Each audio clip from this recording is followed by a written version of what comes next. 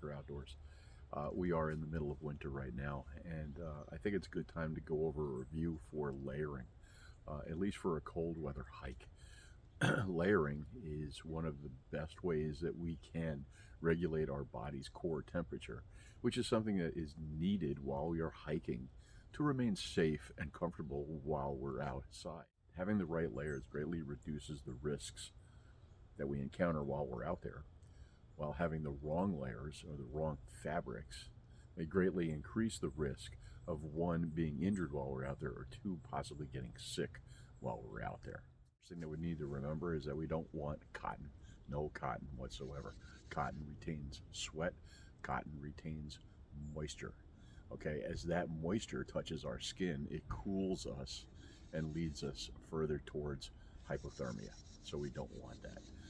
The fabrics that we want our wools, we want our synthetic blends that are going to offer loft, that are also going to give us a wicking sensation. It whisks and wicks away the perspiration, the moisture from our skin, lets it go out and evaporate, and then this way it keeps us, one, drier, and two, warmer. Okay, loose fitting is better. Okay, the base layer that we wear, we want to have that close to our skin. However, the rest of it, we want to have loose fitting, and we want to have spaces so that the heat that we have gets trapped in those spaces, thereby keeping us warmer. Now it's time to layer up. The first thing that we want is we want that base layer that's going to be close to our body. With that base layer can either be lightweight, midweight, or heavyweight. What you're going to do is you're going to add the insulative layer. Now that could be one or several. Again, depending upon what you're doing, it can be of a lightweight, a medium weight, or a heavyweight. That you're going to add is going to be your shell layer, and that's going to protect you from the elements, whether or not it's going to be wet or whether you're in a windy area that has no cover from the wind. So you could be on a bald summit, you could be out in the middle of a field that has absolutely zero wind breaks whatsoever. That's what the shell layer is for. You're going to add this layer. Socks. You want them to be wool. You want them to be a wool blend, or at least of a synthetic blend. Again, you want it to whisk the perspiration away to help keep your feet drier. You should go with a boot, or your footwear should be at least a half a size to one size bigger so that you can layer as well in your boots.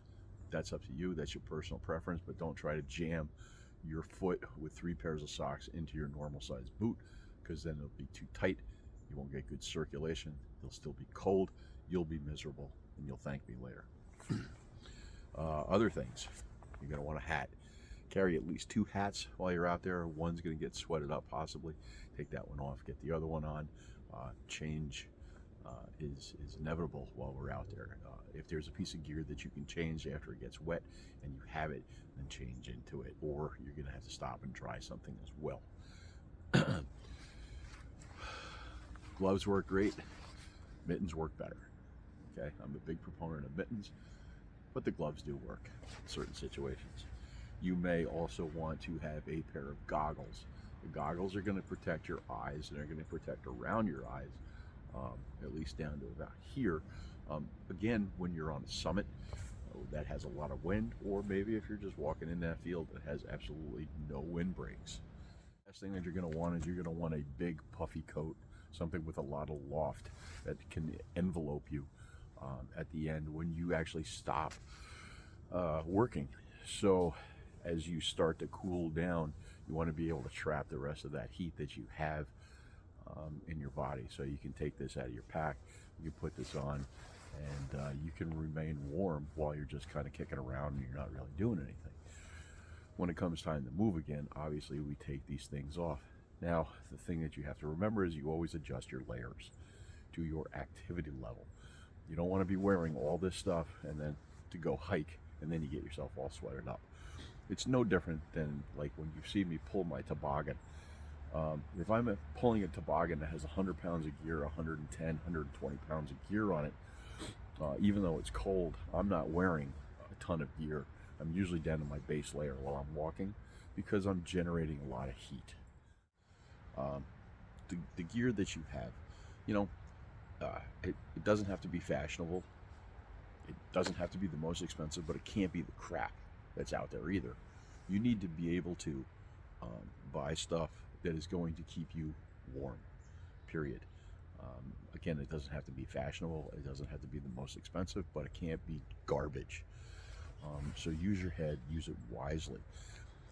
I do see a lot of videos where people just they talk about what they wear, and that's good for them.